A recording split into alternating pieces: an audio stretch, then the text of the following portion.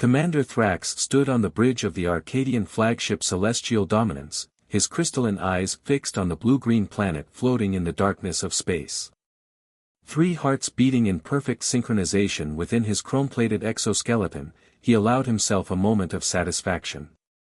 After 50 successful conquests across 3 spiral arms of the galaxy, Earth would be his simplest victory yet. Another primitive world, he announced to his bridge crew, mandibles clicking in amusement. They still think nuclear fission is advanced technology. His second-in-command, Strategic Officer Vex, approached with a holographic display of Earth's defensive capabilities. Their most sophisticated weapons rely on chemical propulsion, Commander, Vex reported, her bioluminescent markings pulsing with barely contained derision. They haven't even established a proper lunar colony. Initial scans suggest they're at least 3 centuries behind Arcadian technological standards. In the depths of the Pentagon's Quantum Command Center, Admiral Elena Rodriguez watched the alien fleet's approach on a 3-dimensional holographic display. Her dark eyes reflected the soft blue glow of quantum-encrypted data streams flowing through the air around her. The corner of her mouth twitched upward in a slight smile. "They're following the exact pattern the simulations predicted," she murmured to her team. "Arrogant. Overconfident. Perfect." She turned to her Chief of Operations, Commander James Zhang. "Are all systems in stealth mode?" Zhang nodded, his augmented reality interface flickering across his retinas. "Yes, Admiral. All quantum defense grids are running on passive mode. Our surface-to-space batteries are displaying only their conventional signatures. The Arcadians are seeing exactly what we want them to see." High above Earth, Thrax issued the standard ultimatum. "People of Earth, this is Commander Thrax of the Arcadian Empire. Your planet has been selected for integration into our dominion. Surrender now, and you will be allowed to serve as productive members of our society. Resist, and we will be forced to demonstrate our superior dash." The transmission cut off abruptly. Thrax's secondary heart skipped a beat. "Report." "Minor communication disruption," Vex assured him. "Their primitive systems probably can't handle our advanced protocols." She paused, mandibles twitching. "Sir, they're responding, with radio waves." Thrax's laughter echoed across the command deck. "Radio. By the crystal moons, this will be easier than I thought. Put them through." Admiral Rodriguez's image appeared on their view screen, her uniform deliberately old-fashioned, her expression appropriately fearful. "Commander Thrax, this is Earth's Defense Director. We are willing to discuss terms." "There are no terms to discuss, Primitive. You will surrender unconditionally, or we will demonstrate our power by eliminating your largest population center." Thrax gestured to his weapons officer. "Target their city designated as New York with a minimal yield plasma burst. Let's give them a small taste of what awaits them if they resist."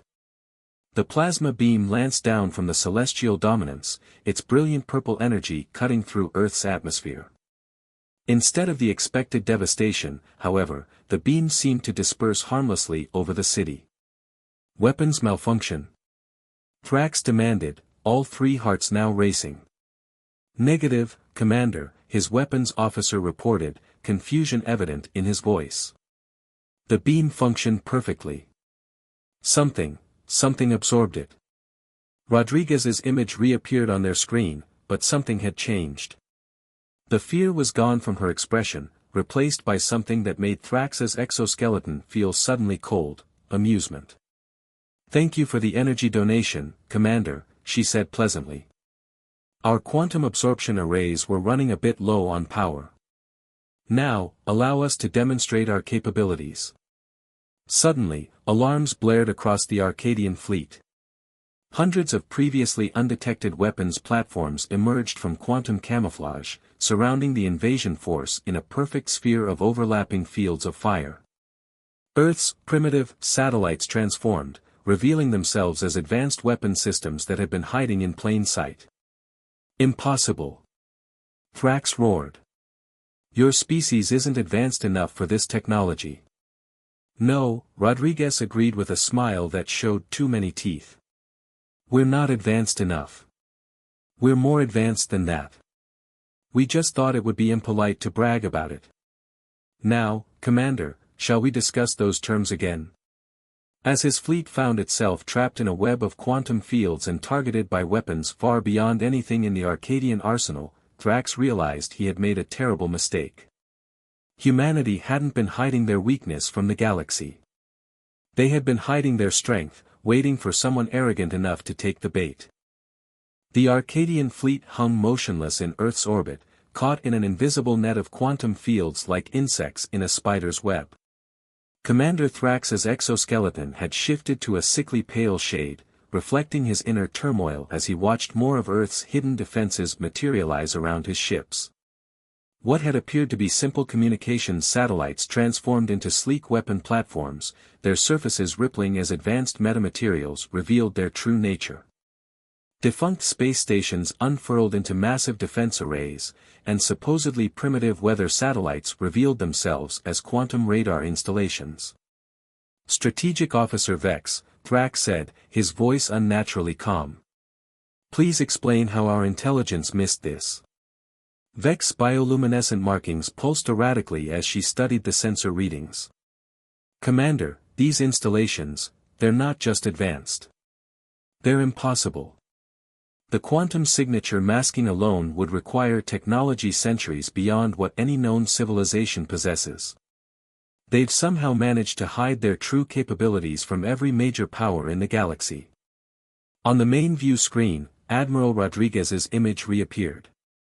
I trust you're finding our defensive grid interesting, Commander. We call it the Chimera Protocol, named after a mythological creature known for deception. Would you like a demonstration of its offensive capabilities?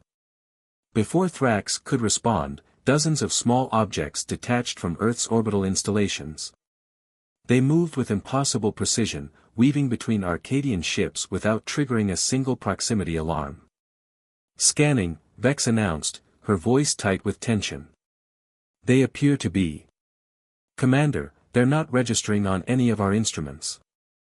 They exist, we can see them, but according to our sensors, there's nothing there. Quantum ghost drones, Rodriguez explained, as if teaching a child. They operate partially out of phase with normal spacetime. Your sensors can't detect them because they're not entirely here. They're quite effective at delivering our more interesting weapons packages. As if to demonstrate her point, one of the drones passed straight through an Arcadian cruiser's shields. There was no explosion, no dramatic flash of light. The cruiser simply ceased to exist, replaced by a perfectly spherical void in space. Localized spacetime inversion, Rodriguez continued pleasantly. The ship hasn't been destroyed, it's been temporally displaced. Don't worry, it'll reappear eventually. Though I can't guarantee when. Thrax's third heart nearly stopped. You've weaponized time itself? Among other things. You see, Commander, humanity learned long ago that the best way to survive in a hostile universe was to be consistently underestimated. Every alien race we detected approaching Earth was looking for signs of antimatter weapons, fusion drives, maybe some basic quantum computing. None of them thought to look for temporal manipulation, dimensional phasing, or consciousness transference technology. Around the Arcadian fleet, more ghost drones moved into attack position. On a dozen ships, critical systems began failing as quantum viruses, transmitted through the very shields meant to protect them, rewrote the fundamental laws of physics within localized bubbles of spacetime. Combat ineffective. Vex reported, her markings now pulsing with pure fear. 40% of the fleet is experiencing cascading quantum failures. Shields are useless, they're attacking through dimensions we didn't even know existed. Thrax watched in horror as 3 more ships vanished into temporal voids. Others began reporting impossible malfunctions, crew members experiencing time in reverse, weapons backfiring into alternate dimensions, computer systems achieving spontaneous consciousness and refusing to obey commands. Now, Rodriguez said, her smile never wavering, let's discuss the terms of your surrender. Unless you prefer we demonstrate our actual weapons. These are just our defensive systems, after all. We haven't even shown you what we designed specifically for offense. In that moment, Thrax understood the true magnitude of his error. The Arcadian Empire had spent centuries preparing for war with enemies they could understand, races that fought with physical weapons and followed comprehensible rules of engagement. But humanity had taken a different path. While other civilizations had reached for the stars, humans had reached between them, into the very fabric of reality itself. "Stand down all weapons," he ordered, his voice barely a whisper. "Deactivate all systems except life support." He turned to face Rodriguez's image, forcing himself to meet her gaze. "You knew we were coming. You've known about every alien race that approached Earth. This wasn't just a defense strategy, it was a trap. You were waiting for someone to test your defenses so you could demonstrate your true power to the galaxy." Rodriguez's smile widened just a fraction. "Very good, Commander. You're learning. Now, shall we begin discussing how the Arcadian Empire can peacefully coexist with Earth? I assure you, we have some fascinating ideas about interstellar cooperation. After all, we've had centuries to think about them while we waited for someone to discover our little deception." In the quantum-encrypted war room beneath Geneva, Admiral Rodriguez stood before the assembled leaders of Earth's Defense Council. The holographic display showed the crippled Arcadian fleet, now surrounded by a web of humanity's most advanced defensive systems. "Phase 1 is complete," she announced, her voice echoing in the crystalline chamber. "The Arcadians took our bait exactly as predicted. Now we begin Phase 2, Operation Looking Glass." Director Marcus Hawthorne, head of Earth's Psychological Warfare Division, stepped forward. His dark skin contrasted with the silver neural interfaces that traced delicate patterns across his temples.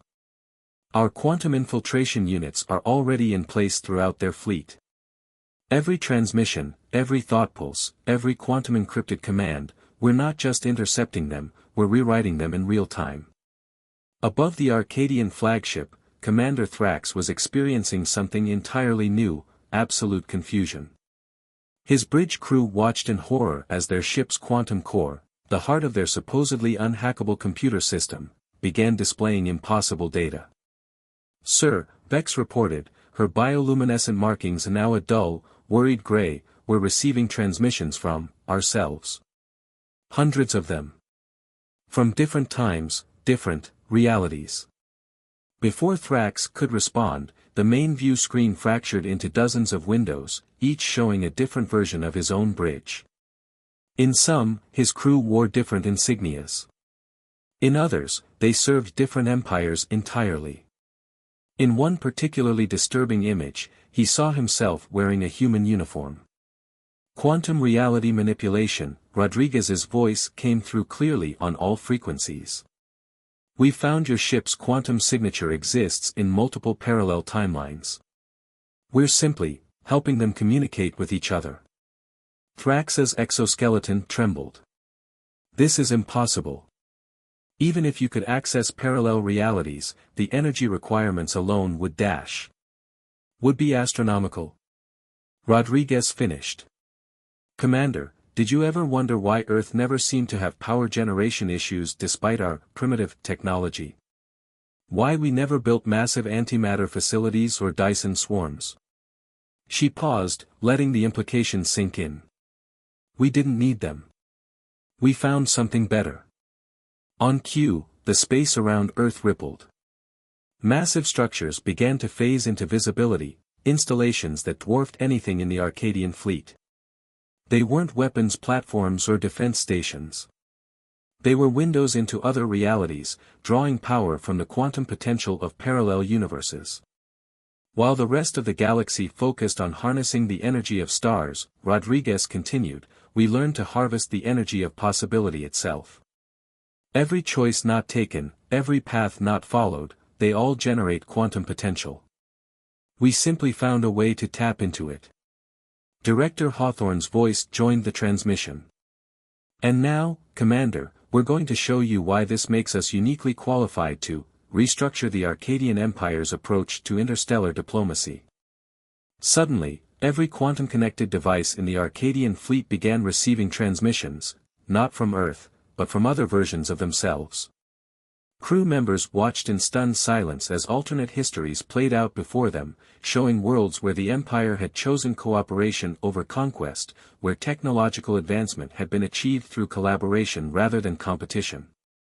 This isn't just a demonstration of power, Hawthorne explained, his voice gentle but firm.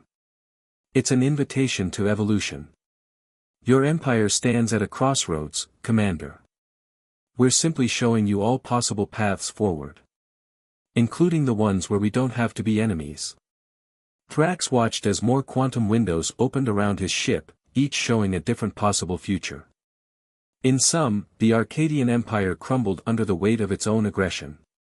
In others, it transformed into something greater, a civilization that spread knowledge and culture across the galaxy rather than fear and domination. You're not just threatening us, he realized, his voice barely a whisper. You're trying to teach us. Finally, Rodriguez said, satisfaction evident in her tone. You're beginning to understand. Earth didn't develop these technologies for conquest, Commander. We developed them because we knew that sooner or later, we would need to help other civilizations see beyond their own limitations. As if to emphasize her point, more of Earth's hidden installations revealed themselves. But these weren't weapons. They were research centers, cultural exchange facilities, diplomatic outposts, all disguised as primitive satellites and space debris, all waiting for the right moment to emerge. The question now, Hawthorne said, is whether the Arcadian Empire is ready to be part of something greater than conquest. Are you prepared to see yourselves not as you are, but as you could be? Thrax looked at his crew, saw the wonder and fear in their expressions as they watched countless possible futures unfold before them. In that moment, he understood that this had never been about winning or losing a war. It had been about opening eyes that had been closed for far too long. The news spread through the Arcadian Empire like a quantum cascade. Their invincible fleet had not only failed to conquer Earth but had encountered something far beyond their comprehension. As reports filtered through subspace channels, the Empire's ruling council gathered in their crystalline citadel on Arcadia Prime, their exoskeletons reflecting the light of 3 suns in a rainbow of worried colors. High Chancellor Miravax, leader of the Empire for over 2 centuries, watched the quantum transmissions from Earth with all 4 of her eyes widened in disbelief. The humans weren't just broadcasting their victory, they were sharing knowledge, showing the Arcadians glimpses of technologies that defied their understanding of physical laws. This changes everything, she whispered, her crystalline crown pulsing with troubled light. They could have destroyed our fleet, conquered our worlds, but instead, they're offering us a chance to evolve. Commander Thrax's hologram flickered before the council. His exoskeleton, once pristine chrome, now bore the subtle iridescent markings of quantum exposure. Chancellor, what I've seen, what they've shown us, we've been thinking too small. The humans don't want to defeat us. They want to help us transcend. On Earth, Admiral Rodriguez and Director Hawthorne monitored the rippling effects of their revelation across the Arcadian Empire. Quantum sensors tracked the spread of information, watching as centuries of imperial certainty began to crack under the weight of new possibilities. The quantum mimetic cascade is proceeding exactly as predicted, Hawthorne reported, neural interfaces dancing with data. Their military command structure is experiencing a 78% paradigm shift. The human concepts of cooperation and mutual advancement are spreading through their consciousness like a bomb that backfired. Rodriguez allowed herself a small smile. And the other galactic powers? Already responding. The Centaurian Collective, the Rigel Federation, even the isolationist Vega Conclave, they're all scrambling to reassess their understanding of Earth. Our quantum probes detect massive shifts in their strategic planning. They're beginning to realize that the galaxy's greatest power has been hiding in plain sight, masquerading as a primitive world while watching, waiting, and preparing to guide them all towards something greater. In the Arcadian flagship, Vex approached her commander with a data crystal pulsing with urgent information. "Sir, we're detecting quantum ripples throughout the Empire. The humans' demonstration, it's affecting everything. Our people are beginning to see possibilities they never imagined. Military commanders are questioning centuries of conquest doctrine. Scientists are rewriting fundamental theories. Artists are creating works that shouldn't be possible in our understanding of reality." Thrax nodded, watching as his own crew grappled with their expanded consciousness. The humans' quantum reality windows had shown them not just alternate histories, but alternate ways of thinking, of being, of understanding the universe itself. "They're not destroying the Empire, Vex. They're transforming it. And we're letting them because they've shown us something we never expected, a future better than conquest." Back in the crystalline citadel, Chancellor Miravax made a decision that would echo through history. Standing before the assembled council, her exoskeleton shifting to the rare color of change and revelation, she spoke words that would mark the end of one era and the beginning of another. For 10,000 years, the Arcadian Empire has measured its greatness by the worlds it could conquer. Today, we have been conquered, not by weapons or warfare, but by the realization of our own potential. The humans have shown us that true power lies not in domination, but in transformation. They have defeated us not by destroying what we are, but by showing us what we could become. She raised her ceremonial staff, its crystal tip now pulsing with new possibilities. "I hereby declare the end of the Empire of Conquest. Let us begin our journey toward becoming the Empire of Enlightenment, with humanity not as our subjects, but as our teachers." On Earth, Rodriguez and Hawthorne watched the quantum ripples of this declaration spread across the galaxy. Other civilizations, watching the transformation of the mighty Arcadian Empire, began to reach out, not with weapons, but with questions, with curiosity, with hope. "Phase 4 is proceeding better than projected," Hawthorne noted, his neural interfaces glowing with satisfaction. "Humanity's great deception is becoming humanity's great revelation." Rodriguez nodded, watching as the quantum windows showed more and more civilizations beginning to understand. "We hid our true nature for centuries, letting them think us primitive, waiting for the right moment to show them that the path to the stars doesn't have to be paved with conquest and destruction. Sometimes the greatest victory isn't in winning a war, but in preventing all future wars by showing them a better way," Hawthorne finished. "Though I doubt any of them yet realize that this was just the beginning of our plan for galactic transformation." 1 year after the failed invasion of Earth, the Great Hall of the newly established Galactic Concordat hummed with activity.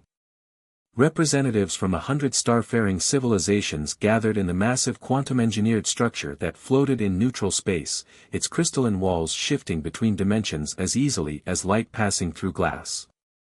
Admiral Elena Rodriguez stood at the central podium, her simple Earth uniform standing out among the exotic garments and environmental suits of the assembled alien delegates. Behind her, Director Hawthorne monitored the quantum consciousness streams that connected all participants in real time, allowing each species to perfectly understand all others despite vast biological and cultural differences. "For millennia," Rodriguez began, her words resonating in the minds of all present, "the galaxy has operated on a simple principle: advance, expand, conquer. Civilizations measured their worth by their ability to dominate others. We chose a different path." The hall's quantum displays activated, showing Earth's history as humanity had allowed others to see it, a seemingly primitive world, slowly developing basic spaceflight, appearing vulnerable. Then the images shifted, revealing the truth: vast networks of quantum reality engines, consciousness transcendence facilities, and technologies that bordered on the miraculous. "We hid our true nature not out of fear," Rodriguez continued, "but because we understood something fundamental about consciousness and civilization. True advancement cannot be forced. Evolution, both technological and spiritual, must come from within." Former Commander Thrax, now serving as the representative of the transformed Arcadian Alliance, felt his 3 hearts beat in sync with the quantum resonance of truth. His exoskeleton, once a symbol of military might, now bore the intricate patterns of a philosophical scholar. The humans, he addressed the assembly, did not defeat us. They awakened us. They showed us that the greatest conquest is not of other worlds, but of our own limitations. The quantum displays shifted again, showing the transformations occurring throughout known space. The Arcadian military fleet, once dedicated to conquest, now served as an exploration and peacekeeping force. Their quantum-enhanced consciousness allowed them to see the beauty in discovery rather than domination. Director Hawthorne stepped forward, his neural interfaces synchronizing with the Hall's quantum field.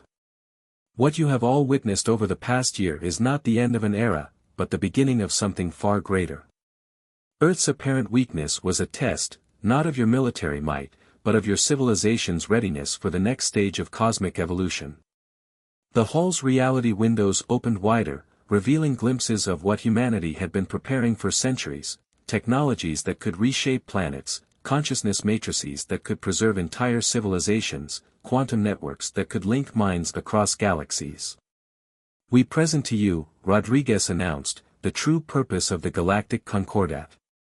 Not an alliance of separate species, but a stepping stone towards something greater, a civilization that transcends the physical, that exists simultaneously across multiple realities, that transforms the very concept of existence itself.